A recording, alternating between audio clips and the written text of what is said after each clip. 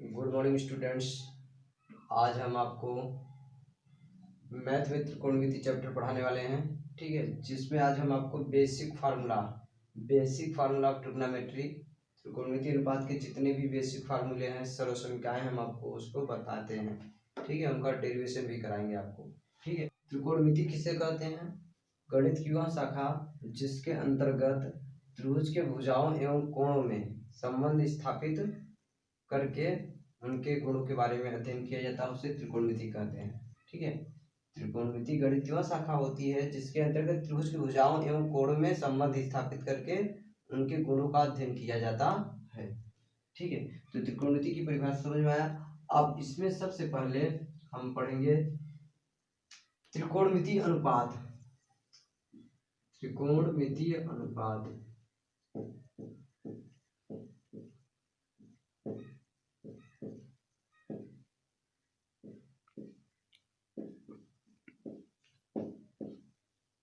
त्रिकोणमिति अनुपात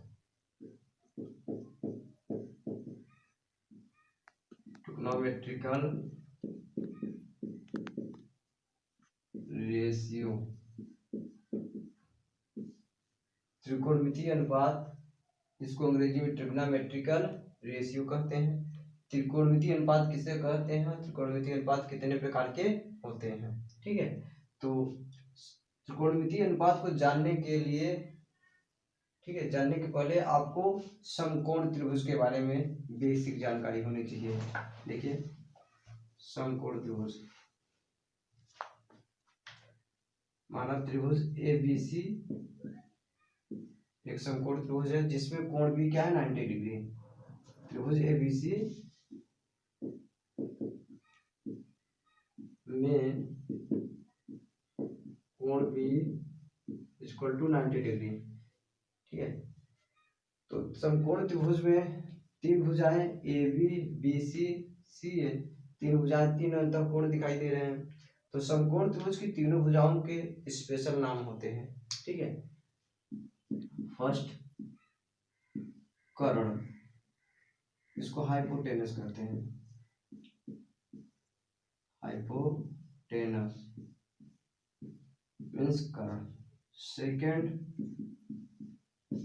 लंब,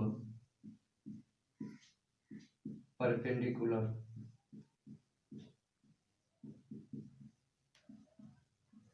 CULAR, and third is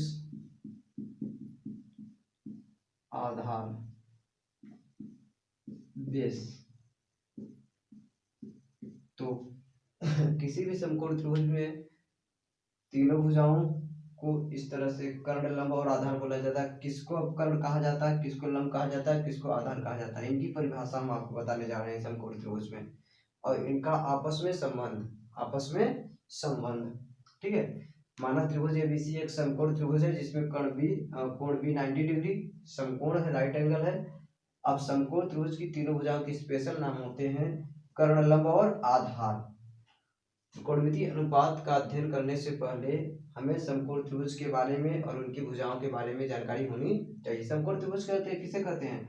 ऐसा त्रिभुज जिसका एक कोण 90 डिग्री हो और शेष दो कोण क्या हो? न्यून कोण, 90 अंश से कम, उसे समकोण त्रिभुज कहते हैं। इनकी भुजाओं के जो नाम है कर्ण, लंब और आधार किसे कहते हैं और इनका आपस में संबंध क्या है, अब हम आपको बताने जा रहे हैं।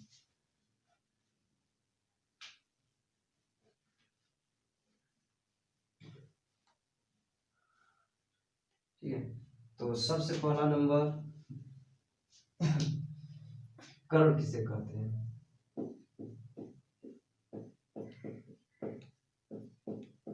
हाइपोटेनस।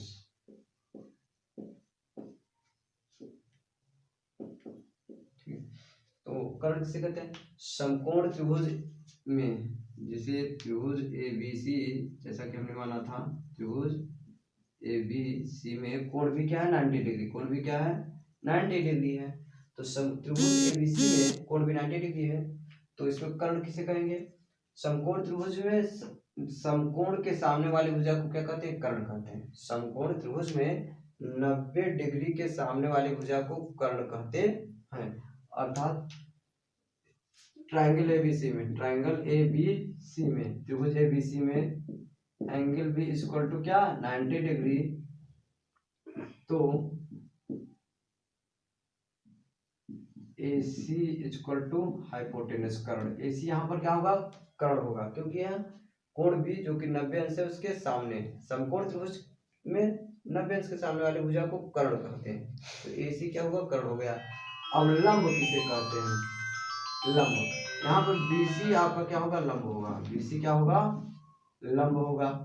लंब की परिभाषा क्या है, हम जिस कोण की बात करते हैं, जिस कोण की बात करते हैं उसके जस्ट सामने वाली भुजा को क्या कहते हैं लंब कहते हैं।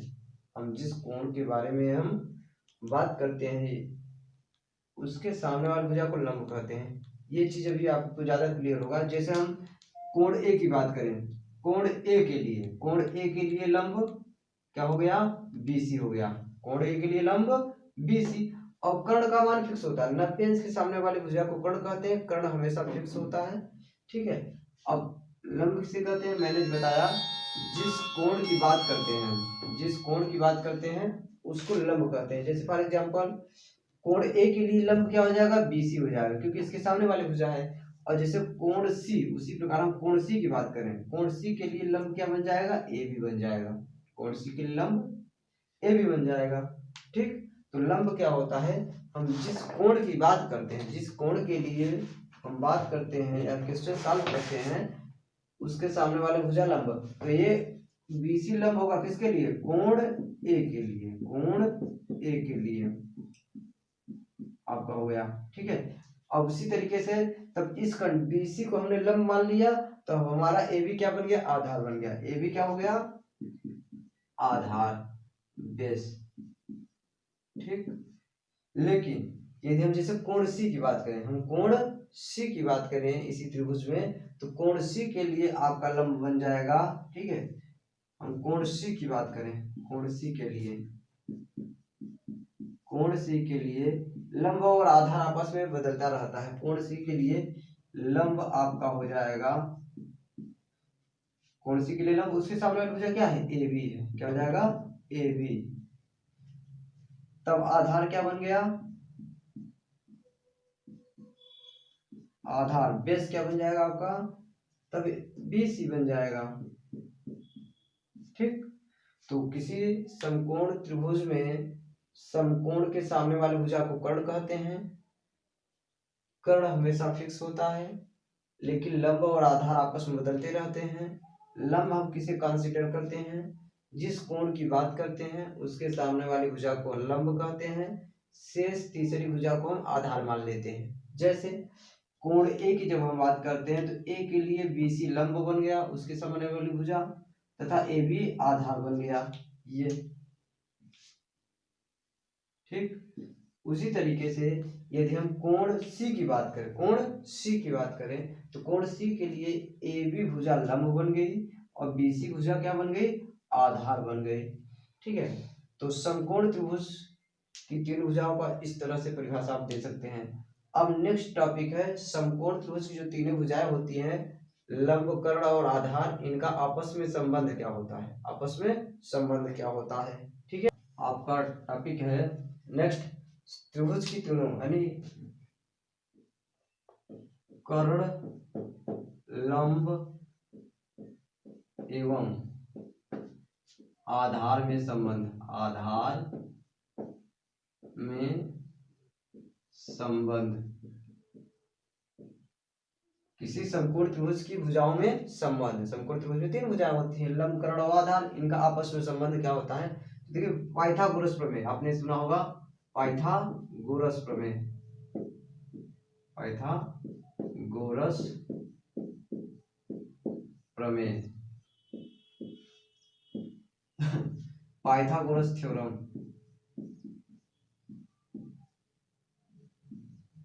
Pythagoras theorem.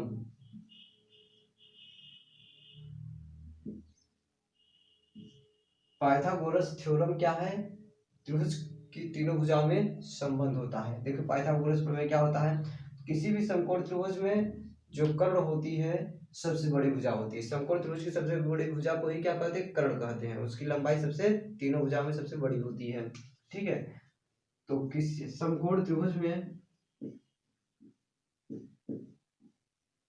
समकोण त्रिभुज में सबसे बड़ी भुजा का वर्ग, सबसे बड़ी भुजा का वर्ग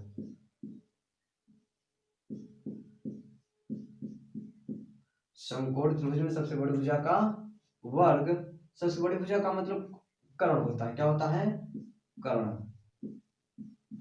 ये ज्यादा सही है। समकोण त्रिभुज में सबसे बड़ी भुजा का वर्ग शेष शेष शेष दो भुजाओं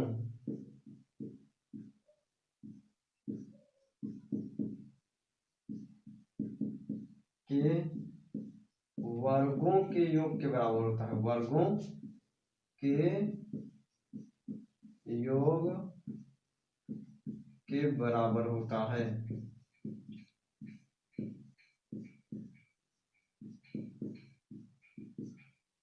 तो देखिए, समकोण त्रिभुज की तीनों भुजाओं में क्या संबंध है, जिसको पाइथागोरस प्रमेय भी कहते हैं। क्या, समकोण त्रिभुज में सबसे बड़ी भुजा का वर्ग शेष दो भुजाओं के वर्गों के योग के बराबर होता है। अर्थात हम जैसे त्रिभुज एबीसी, त्रिभुज एबीसी में, त्रिभुज एबीसी में कोण बी बराबर 90 डिग्री समकोण हम तो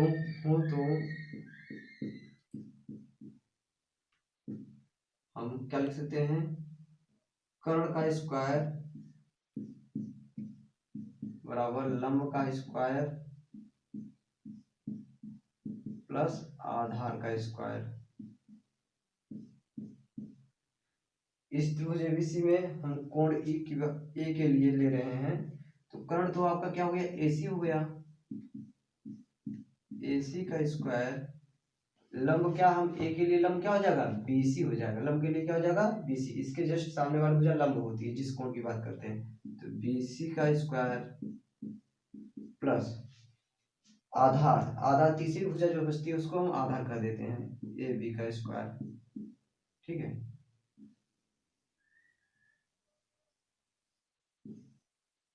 ठीक है। तो समकोण त्रिभुज की तीनों भुजाओं में संबंध अर्थात पाइथागोरस प्रमेय क्या होता है, समकोण त्रिभुज में सबसे बड़ी भुजा का वर्ग शेष दो भुजाओं के वर्गों के योग के बराबर होता है। जिस माना हमने त्रिभुज एबीसी एक कोण क्या है, एक समकोण त्रिभुज है जिसमें कोण भी 90 डिग्री है, समकोण है। तो हम यहाँ से क्या बोल सकते हैं, बी के लिए कर्ण क्या बन गया ये, और आपका ए के लिए लंब क्या बन गया, बीसी, तब आधार बन गया। तो इस तरह से हम बोल सकते हैं कर्ण का स्क्वायर बराबर लंब का स्क्वायर प्लस आधार का स्क्वायर। लेकिन जब कभी पाइथागोरस प्रमेय पूछा जाए तो आपको ये बताना है, पाइथागोरस प्रमेय सही सही क्या होता है, ये होता है। ठीक है, सबसे बड़ी भुजा क्या, समकोण त्रिभुज में सबसे बड़ी भुजा क्या होती है, कर्ण होती है। ठीक है, तो इस तरह से आपने देखिए लंब और कर्ण और आधार के विषय में जाना। अब हम वापस आते हैं अपने टॉपिक पर। क्या, त्रिकोणमितीय अनुपात किसे कहते हैं, त्रिकोणमितीय अनुपात कितने प्रकार के होते हैं। अब ये हमको जानकारी हो गया समकोण त्रिभुज के बारे में, तो हम उसका अध्ययन आसानी से अब कर पाएंगे।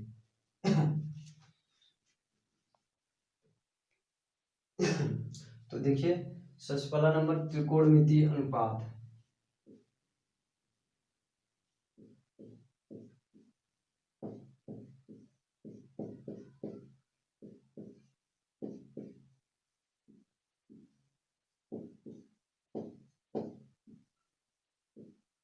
त्रिकोणमितीय अनुपात है ट्रिग्नोमेट्रिकल रेशियो।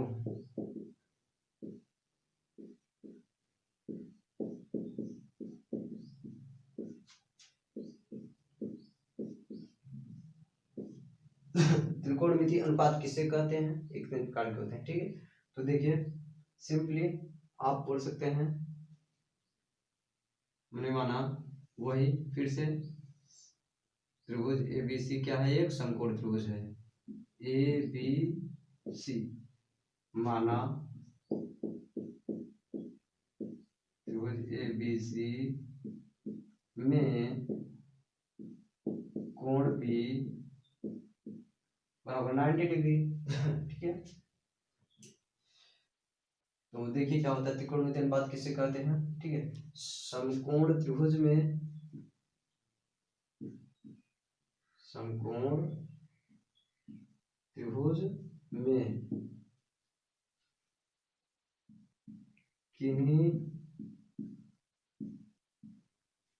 किन्हीं भी दो भुजाओं का अनुपात, किन्हीं भी दो भुजाओं के अनुपात को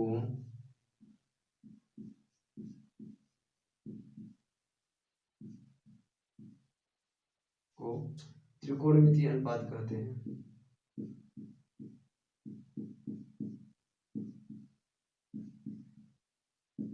अनुपात कहते हैं।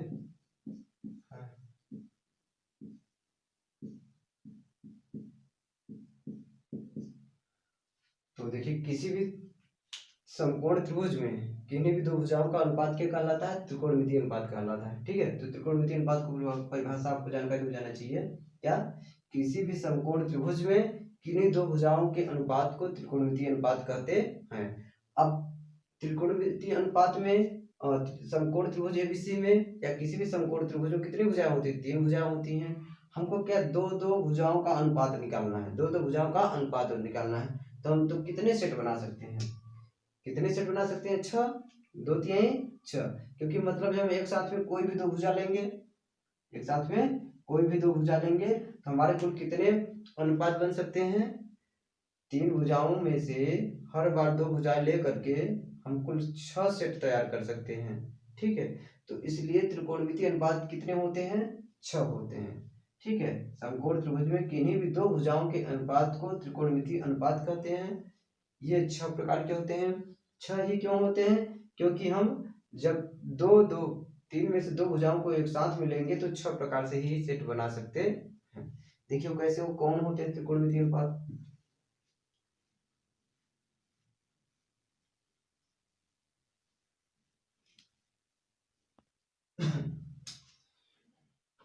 फिर से, यदि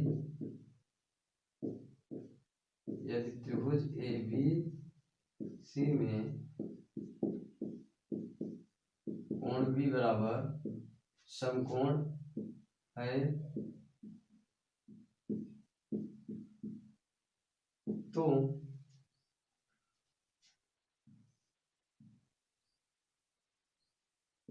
ए बी सी। ठीक है, तो देखिए इस कोण के लिए हम बात कर रहे हैं। ठीक है, तो क्या होता है, सबसे पहला नंबर, जैसे कोण हम थीटा ले ले, क्या ले ले, थीटा, कोण ए क्या ले रहे हैं, थीटा। तो कोण ए के लिए हम बात कर रहे हैं। ठीक है, तो सबसे फर्स्ट त्रिकोणमितीय अनुपात जो होता है आपका sine of theta,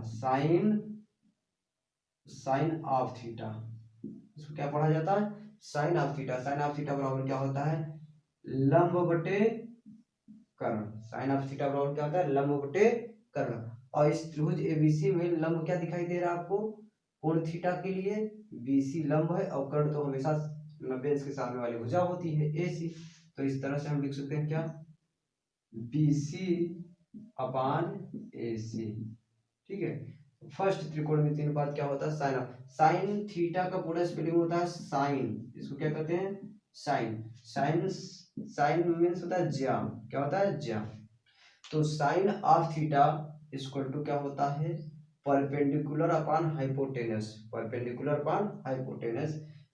sine of theta equal to लंब बटे कर्ण, लंब बटे कर्ण। और इस त्रिभुज में हमको दिखाई दे थीटा के लिए लंब बीसी है और कर्ण क्या है, एसी। ठीक है, तो हम बोल सकते हैं sine of theta equal to BC upon AC. ठीक है, उसी तरीके से सेकंड क्या होता है, सेकंड त्रिकोणमितीय अनुपात क्या होता है, कॉस थीटा, क्या होता है, कोसाइन जिसको कहते हैं, क्या कहते हैं, कोसाइन। कोसाइन को शॉर्टकट में क्या बोला जाता है, cos theta. Cos of theta. इसको सही से पढ़ने का साइन थीटा कॉस थीटा नहीं होता है, ये गलत तरीका है। इसको पढ़ा जाता है सही तरीके से sine of theta cos of theta. ठीक है, तो कॉस ऑफ थीटा बराबर क्या होता है, बेस अपान, ठीक है, कर्ण, बेस अपान हाइपोटेनस, आधार बटे कर्ण, आधार बटे कर्ण। आधार को ए ही लिखिए ताकि आसान रहेगा पढ़ने में। ठीक है, एल फॉर लंब, के फॉर कर्ण, ए फॉर आधार, के फॉर कर्ण। तो sine of theta equal to लंब अपान कर्ण हो गया, लंब बटे कर्ण हो गया। Cos theta cos of theta बराबर आधार बटे कर्ण। और इस ट्रायंगल में क्या दिखाई दे रहा है, आधार क्या है, ए बी है। कोण थीटा के लिए, कोण ए के लिए ए बी क्या है, आधार है। ए बी और कर्ण तो आपका एसी है। कर्ण हमेशा फिक्स होता है 90 अंश के सामने वाली भुजा। थर्ड क्या होता है आपका, tan ऑफ थीटा। क्या होता है, tan ऑफ थीटा, जिसको टेंजेंट कहते हैं। क्या कहते हैं, टेंजेंट। इसको sine, sine of theta, cosine of theta, tangent of theta पूरा नाम। ठीक है, और शॉर्टकट में sine of theta, cos of theta and tan of theta होता है। तो tan ऑफ थीटा बराबर क्या होता है, लंब अपान आधार, परपेंडिकुलर अपान बेस। ठीक है, tan थीटा बराबर लंब बटे आधार। तो इस ट्रायंगल में लंब क्या है आपका, थीटा के लिए लंब है BC और आधार क्या है AB। तो BC अपान AB। ठीक है, तो इस प्रकार मुख्य रूप से त्रिकोणमितीय अनुपात कितने होते हैं, ये 3 होते हैं, और 3 इनके क्या होते हैं, व्युत्क्रम होते हैं। अर्थात कुल त्रिकोणमितीय अनुपात कितने होते हैं, 6। ठीक है, तो साइन ऑफ थीटा फर्स्ट लंब बटे कर्ण, कॉस ऑफ थीटा tan बराबर आधार बटे कर्ण, tan ऑफ थीटा बराबर लंब बटे आधार। ठीक है, ये 3 त्रिकोणमितीय अनुपात हैं। अब इनके अपोजिट, इनके अपोजिट, तो देखिए इनका अपोजिट क्या हो जाएगा, साइन ऑफ थीटा का अपोजिट होता है cosec of theta, cosec of theta, cosec of COSE, ये O है। ठीक है, COSEC, कोसेक ऑफ थीटा इसको सी का व्युत्क्रम, गणित में व्युत्क्रम क्या होता है, अंश को हर बना दो, हर को अंश बना दो। तो क्या हो जाए, लंब बटे कर्ण है साइन ऑफ थीटा, तो इसका उल्टा क्या बन जाएगा, उल्टा कहिए व्युत्क्रम कहिए, एक ही बात है, कर्ण अपान लंब। ठीक है, इसी तरह इसको भी आप क्या, AC अपान BC, AC अपान BC। ठीक है, अब सेकंड कॉस ऑफ थीटा का जो व्युत्क्रम होता है उल्टा होता है क्या, sake of theta, sake of theta, sake of theta बराबर क्या हो जाएगा, कर्ण बटे आधार, कर्ण बटे आधार। अब इसको हम क्या बोल सकते हैं, AC अपान AB। उसी तरीके से tan ऑफ थीटा का अपोजिट होता है cot of theta, cot of theta. तो ये क्या हो जाएगा, tan ऑफ थीटा और लंब बटे आधार, तो इसका उल्टा क्या हुआ, आधार बटे लंब हो गया, cot ऑफ थीटा आधार बटे लंब। अब इसको हम लिखा जैसे भुजाओं के पदों में लिखा जाएगा AB बटे BC, AB बटे BC। ठीक है तो देखिए त्रिभुज ABC में कोण A अर्थात थीटा के लिए इस तरह से हम त्रिकोणमितीय अनुपात लिख सकते हैं। 6 त्रिकोणमितीय अनुपात होते हैं, एक बार फिर से देख लीजिए। First sine of theta, sine of theta बराबर लंब बटे कर्ण, कॉस ऑफ थीटा बराबर आधार बटे कर्ण, tan ऑफ थीटा बराबर लंब बटे आधार। अब साइन ऑफ थीटा का जो व्युत्क्रम होता है उल्टा होता है कोसेक ऑफ थीटा, कर्ण बटे लंब, इसका अपोजिट। कॉस ऑफ थीटा का अपोजिट सेक ऑफ थीटा होता है, आधार बटे कर्ण होता है, तो कर्ण बटे आधार ही हो जाएगा सेक थीटा का। tan ऑफ थीटा बराबर लंब बटे आधार, तो इसका अपोजिट क्या हो जाएगा, cot ऑफ थीटा, ये आधार बटे लंब हो जाएगा। और AB BC भुजाएं, AB BC भुजाओं आपको याद करने की जरूरत नहीं है, ये तो इस त्रिभुज ABC के लिए मैंने ऐसे बताया है। ये क्या हो जाए, यहाँ पे PQR भी हो सकता है। ठीक है, तो यहाँ पर ध्यान देना, लंब किसे कहते हैं, कर्ण किसे कहते हैं, आधार किसे कहते हैं। हम 90 अंश के सामने वाली भुजा को कर्ण कहते हैं, और लंब किसे कहते हैं, जिस कोण की बात करेंगे उसके सामने वाली भुजा लंब हो जाएगी और शेष तीसरी भुजा आधार बन जाएगी। ठीक है, उसी तरीके जैसे हम लिखना चाहें इसके लिए, हम कोण C के लिए, कोण C के लिए लिखना चाहें, कोण सी के लिए, जैसे कोण सी हो जाए मान लीजिए फाई, कोण सी क्या हो गया आपका फाई। तो कोण सी के लिए हम लिखना चाहें साइन की वैल्यू, क्या किसकी वैल्यू लिखा जाए साइन की वैल्यू। तो साइन फाई अर्थात साइन फाई इक्वल टू क्या हो जाएगा आपका बेस फार्मूला क्या है लंब बटे कर्ण, साइन ऑफ थीटा लंब बटे कर्ण, कॉस ऑफ थीटा बराबर आधार बटे कर्ण, tan ऑफ थीटा बराबर लंब बटे आधार, कोसेक थीटा कर्ण बटे लंब, ये नहीं बदलेगा। ए बी बी सी भुजाओं से मतलब नहीं है, मेन चीज ये है आपको याद करना है, कर्ण बटे लंब आधार बटे का ये सब चीजें, ठीक है। तो बताइए साइन ऑफ फाई बराबर क्या होगा, साइन ऑफ फाई बराबर क्या होगा बोलिए लंब बटे कर्ण। तो यहाँ लंब क्या हो जाएगा फाई के लिए लंब क्या हो जाएगा ए बी, जिसके बात करते जिस कोण की बात करते हैं उसके सामने वाली भुजा लंब हो जाती है और कर्ण फिक्स होता है। तो साइन फाई बराबर क्या हो गया बताइए लंब ये बन गया ए बी, लंब क्या बन गया ए बी बटे कर्ण क्या हो जाएगा ए सी। उसी तरीके से ठीक है, उसी तरीके से कॉस फाई क्या कॉस फाई, तो कॉस फाई के लिए जैसे हम बात कर रहे हैं तो कॉस फाई के लिए आधार क्या हो जाएगा फाई के लिए आधार तो ये बीसी ही रहेगा, बीसी बटे आपका कर्ण तो वही रहेगा। अब tan फाई की बात कर लीजिए, tan फाई के लिए लंब, फाई के लिए लंब क्या हो जाएगा ए बी बटे और लंब बटे आधार बीसी। तो इस तरह से आपको ध्यान रखना है लंब किसे कहते हैं कर्ण किसे कहते हैं आधार किसे कहते हैं।